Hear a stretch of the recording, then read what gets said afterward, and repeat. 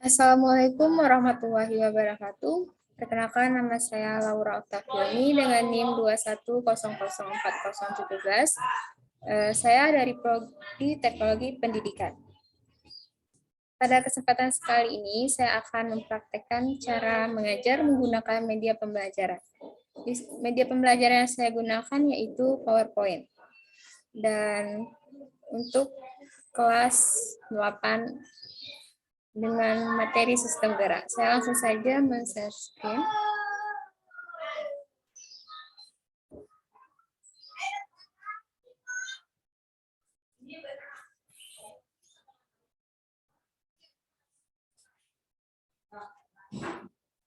Seperti yang kita lihat di sini.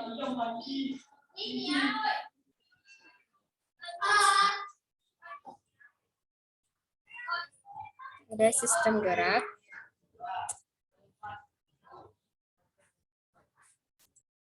Yang akan kita bahas yaitu sistem gerak pada manusia yang terbagi atas rangka, otot, sendi, dan juga kita akan membahas gangguan dan kelainan pada sistem gerak dan upaya mencegah serta mengatasinya.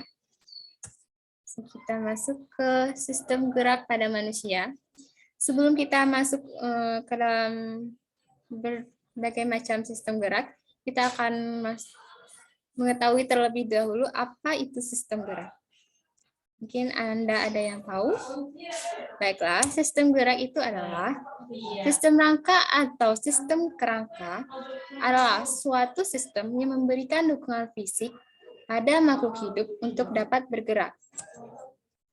Sistem gerak manusia adalah susunan dalam kerangka dan tubuh manusia yang berfungsi untuk membuat manusia bergerak sesuai keinginannya. Sistem gerak pada manusia itu terdiri dari rangka, sendi, dan otot yang saling bekerja untuk dapat menggerakkan tubuh. Rangka pada manusia, rangka memiliki fungsi memberikan bentuk dan ukuran tubuh. Fungsi rangka di sini adalah memberi bentuk dan ukuran tubuh serta menopang tubuh. Yang kedua ada membentuk persendian yang berfungsi untuk gerakan, lalu juga untuk tempat pelekatan otot, dan rangka juga berfungsi sebagai pengungkit, dan juga berfungsi sebagai penyokong berat badan, dan rangka juga berfungsi untuk melindungi organ-organ lunak seperti otak, sumsum tulang belakang, jantung, dan paru-paru. Rangka juga berfungsi untuk tempat pembentukan sel-sel darah dan sel-sel imunitas atau sumsum tulang. Dan yang paling penting, rangka ini adalah tempat penyimpanan kalsium.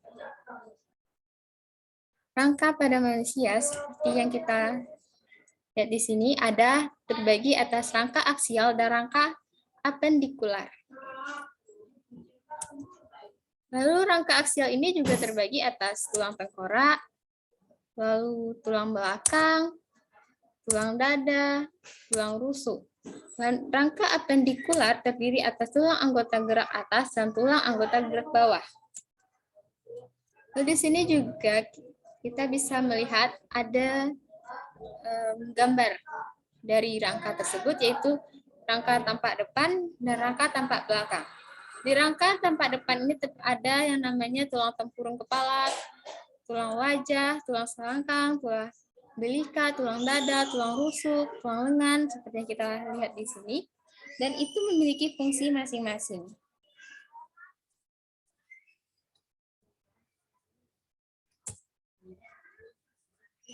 Lalu kita masuk ke tulang. Pada tulang ini juga terdapat beberapa bagian, yaitu ada tulang pipa, tulang pendek, dan tulang pipih. Lalu juga ada tulang tidak beraturan. Jenis tulang itu ada beberapa jenis tulang, yaitu tulang rawan dan tulang sejati.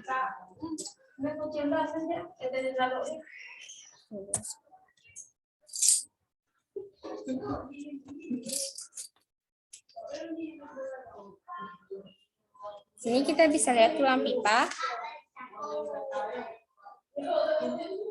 Lalu di sini kita akan lihat tulang tengkorak pada manusia. Itu ada tulang ubun-ubun, tulang kepala belakang, tulang pelipis, tulang gigi pipi, tulang dahi, tulang baji, tulang air mata, tulang hidung, rahang atas, dan rahang bawah. Ini itu berfungsi untuk melindungi otak dan sel-sel yang ada di dalam sel-sel yang lunak yang ada di dalamnya, organ-organ lunak yang ada di dalam tengkorak kepala ini. Lalu kita masuk ke tulang belakang manusia.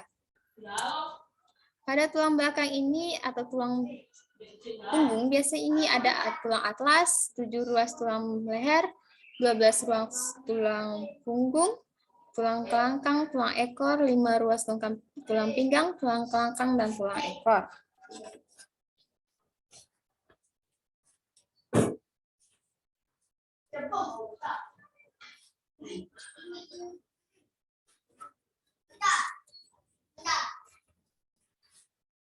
Lalu ada tulang dada dan tulang rusuk pada manusia. Gunanya tulang dada dan tulang rusuk ini untuk melindungi organ-organ lunak yang ada di dalamnya seperti jantung, hati, paru-paru, dan lain-lain. Lalu kita masuk ke tulang bahu pada manusia. Ini tulang bahu yang tampak depan dan yang di sebelah kanan ada tulang bahu yang tampak belakang. Dan ini yang tampak depan terdiri atas tulang selangka dan tulang belikat. Begitupun yang tampak belakang juga terdiri dari tulang selangka dan tulang belikat. Lalu kita masuk ke tulang anggota gerak atas, yaitu tulang lengan atas, tulang pengupil, tulang pergelangan tangan, tulang jari, tulang hasta, tulang telapak tangan. Dan juga ada tulang paha, tulang tempurung lutut, tulang betis, tulang kering, serta tulang pergelangan kaki, tulang pergelangan tangan, tulang jari kaki.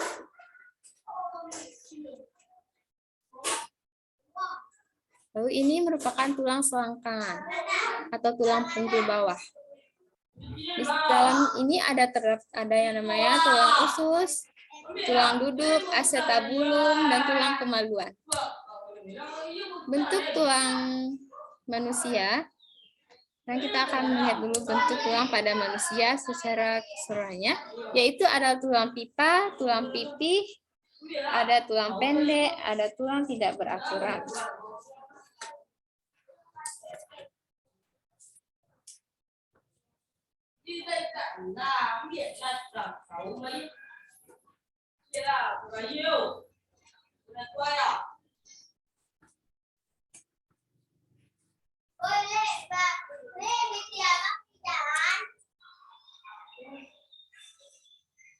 Nah, kita masuk ke struktur tulang bagian dalam, yaitu ada periosteum, tulang kompak, dan tulang spon, osteosit, kanakuli, lacuna, saluran Havertz, periosteum, pembuluh darah, tulang kompak.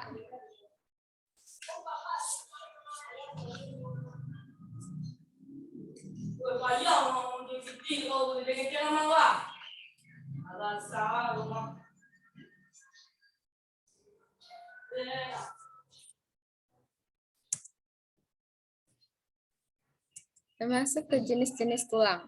Itu ada tulang sejati, ada tulang rawan. Materi selanjutnya kita akan masuk ke sendi. Sendi itu juga terdiri dari beberapa komponen penunjang sendi, yaitu pertama ada ligamen, kapsul sendi, cairan sinovial, dan tulang rawan hialin. Lalu juga terdapat beberapa tipe persendian, yaitu tipe diartrosis dan sinartrosis. Diartrosis juga terbagi ke dalam sendi peluru, sendi putar, sendi pelana, sendi engsel, dan sendi luncur. Sinartrosis juga terbagi menjadi sinkondrosis dan fibrosis.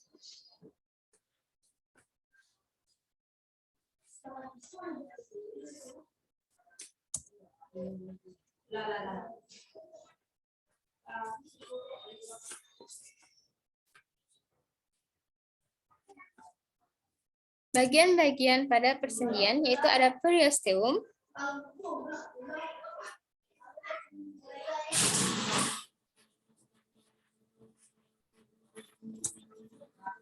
dan lain-lain, dan juga persendian sinartrosis. Kita akan masuk terlebih dahulu kepada persendian sinartrosis. Di sini itu kita akan lihat gambar persendian sinartrosis dan diartrosis. Ada yang pertama sendi peluru. Sendi peluru ini adalah sendi yang menghubungkan antara satu tulang yang mempunyai satu ujung bulat yang masuk ke ujung tulang lain yang berongga seperti mangkok. Lalu juga ada sendi engsel, yaitu ini mempunyai gerakan satu arah. Ada yang ke depan dan ada yang ke belakang seperti engsel pintu. Lalu juga ada sendi pelana. Sendi pelana ini ada pertemuan antara dua tulang yang berbentuk seperti pelana, disebut dengan sendi pelana. Dan ada sendi engsel, yang tadi ini adalah sendi putar ya. Sendi engsel itu adalah sendi yang punya gerakan satu arah. Ada yang ke depan dan ada yang ke belakang. Lalu kita masuk ke sendi luncur.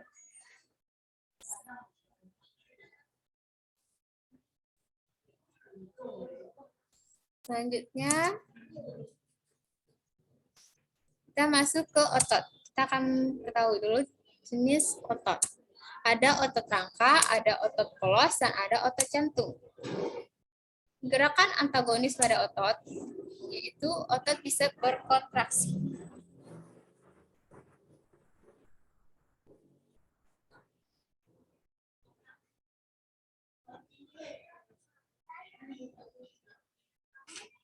Otot dan yang kedua juga ada otot tricep berelaksasi, ada otot tricep berkontraksi, dan otot bicep berelaksasi. Otot yang bekerja di bawah kesadaran adalah otot yang kerjanya dapat kita kendalikan. Prinsip kerja otot ini adalah dapat dikendalikan, artinya kita dapat mengendalikan apakah harus menggerakkan atau tidak menggerakkan otot-otot tersebut. Sebagai contohnya, kerja otot-otot pada saat kita makan, menulis, berlari, serta aktivitas-aktivitas lainnya yang kita lakukan secara sadar. Selain otot yang bekerja di bawah kesadaran, ada juga otot yang bekerja di luar kesadaran. Otot yang bekerja di luar kesadaran adalah otot yang tidak dapat kita gerakkan, kita kendalikan secara sadar. Prinsip kerja otot ini adalah tidak dapat dikendalikan, artinya kita tidak dapat mengendalikan apakah harus berjalan, apakah harus berlari. Kita tidak dapat menggerakkan otot-otot tersebut secara sadar. Contoh dari aktivitas otot ini antara lain aktivitas jantung untuk selalu memompa darah ke seluruh tubuh, aktivitas otot-otot lambung untuk mencerna makanan secara mekanik. Lalu kita masuk ke bagian-bagian otot rangka. Sebelumnya kita harus tahu dulu. Otot rangka ini adalah otot yang paling banyak terdapat di dalam tubuh. Jika diamati di bawah mikroskop, sel-sel otot rangka terdiri bergaris-garis melintang seperti ini di bawah, sehingga otot ini juga disebut dengan otot lurik. Otot rangka melekat pada tulang dengan perantara tendon. Kita dapat melihat di sini, itu ada otot rangka, ada beberapa bagian otot rangka, yaitu seperti tricep, insersi di tulang hasta, origo dari tulang belikat, origo dari tulang belikat dan hasta, bicep, empal atau ventricle, tendon, insersi di tulang pengumpil. Lalu kita masuk ke bagian otot, struktur otot rangka. Bagian dalam yaitu ada monomer aktin, filamin aktin, filamen miosin, tropomiosin, dan troponin. Seperti yang kita lihat pada gambar, di sini ada otot rangka, ada tendon, serabut otot rangka, ventricle, nukleus, sarkolemma, garis Z, pita I, zona H, pita A, garis Z, pita A yang melintang tersebut, lalu garis Z, ada juga zona H. Di dalam otot rangka itu juga terjadi kontraksi. Kontraksi atau kelainan pada otot rangka. Beberapa kontraksi pada otot rangka yaitu ada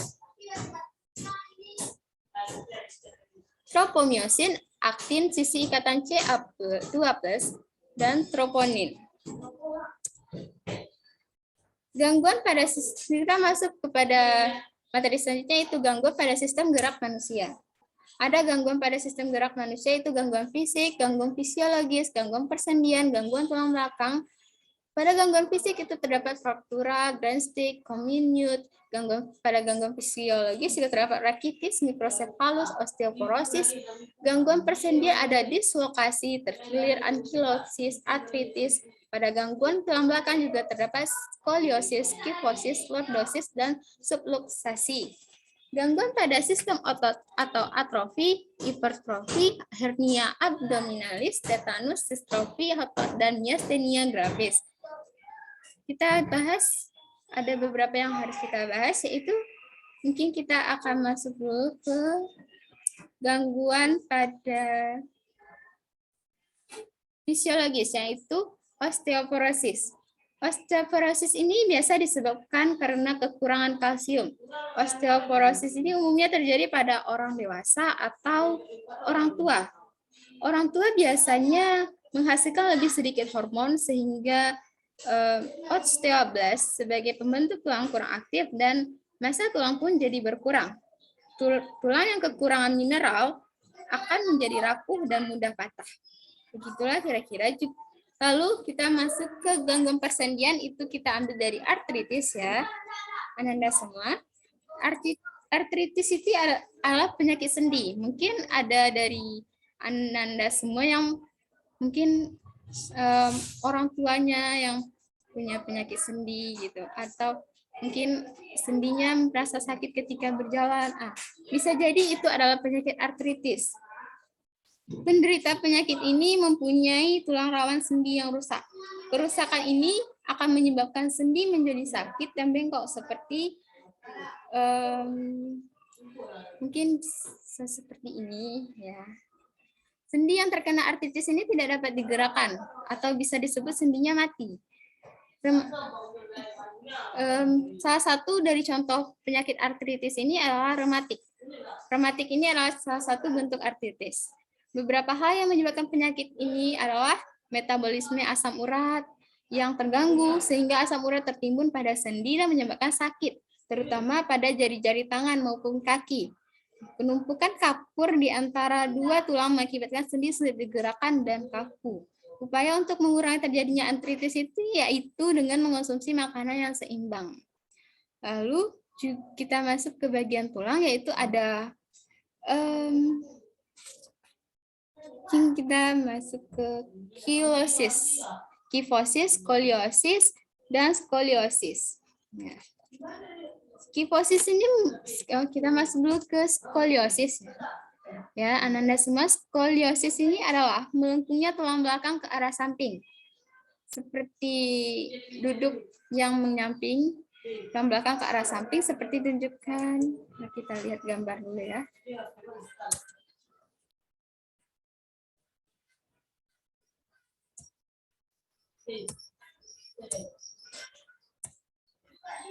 Nah, ini dia skoliosis.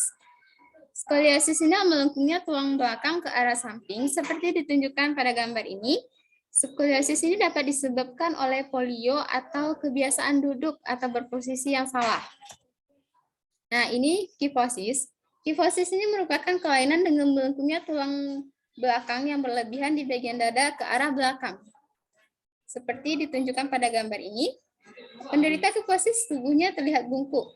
Kifosis dapat disebabkan karena penyakit, misalnya TBC dan rickettsia, atau kebiasaan duduk yang salah. Lalu juga ada lordosis. Lordosis ini seperti yang terlihat seperti yang kita lihat pada gambar semua. Jadi Ananda, lordosis ini merupakan kelainan dengan melengkungnya tulang belakang yang berlebihan ke arah depan di bagian pinggang. Seperti kita lihat pada gambar ini, orang yang mengalami kelainan ini pinggangnya terlihat lebih menonjol ke depan. Lordosis dapat disebut. Ini penyebab dari penyakit lordosis ini, yaitu biasanya karena perut penderita yang terlalu besar, misalnya karena hamil atau kegemukan, rickettsia, atau karena kebiasaan duduk yang salah. Lalu, ini yang sudah kita bahas tadi, yaitu rakitis, osteoporosis, tulang normal, dan fraktura. Kita belum membahas fraktura ya. Oke, fraktura ini adalah tulang memiliki struktur kuat dan lentur. Namun, demikian tulang juga dapat patah. Jadi, fraktura ini adalah patah pada tulang.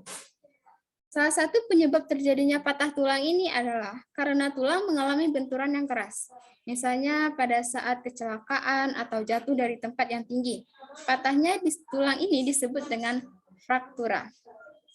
Seperti yang kita lihat pada gambar ini. Ada beberapa jenis fraktura, secara umum dapat dikelompokkan menjadi fraktura tertutup dan fraktura terbuka. Jika tulang yang patah tidak sampai menembus kulit disebut dengan fraktura tertutup. Tetapi jika tulang yang patah menembus kulit itu disebut dengan fraktura terbuka. Fraktura juga dapat dibedakan berdasarkan kondisi tulang yang patah, yaitu miring, kominuta, atau terpecah-pecah menjadi bagian-bagian kecil dan spiral. Agar kita tidak mengalami fraktura akibat kecelakaan, berhati-hatilah saat berolahraga.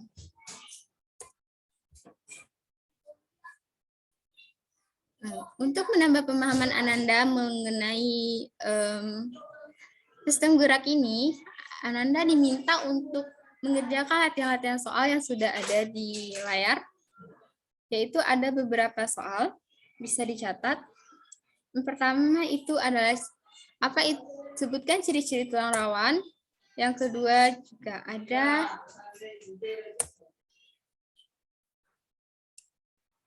tulang-tulang rawan dapat ditemukan di bagian mana saja. Lalu berikut ini kelompok tulang yang bentuknya pipi adalah Anda diminta untuk menyebutkan kelompok tulang yang berbentuk pipi. Lalu di sini juga ada beberapa ciri-ciri sel sebagai berikut: berbentuk panjang, bentuk pendek, tunggal, berinti banyak, tidak berwarna, warna merah, dan muda. Anda diminta untuk mencari ciri-ciri dari sel otot lurik.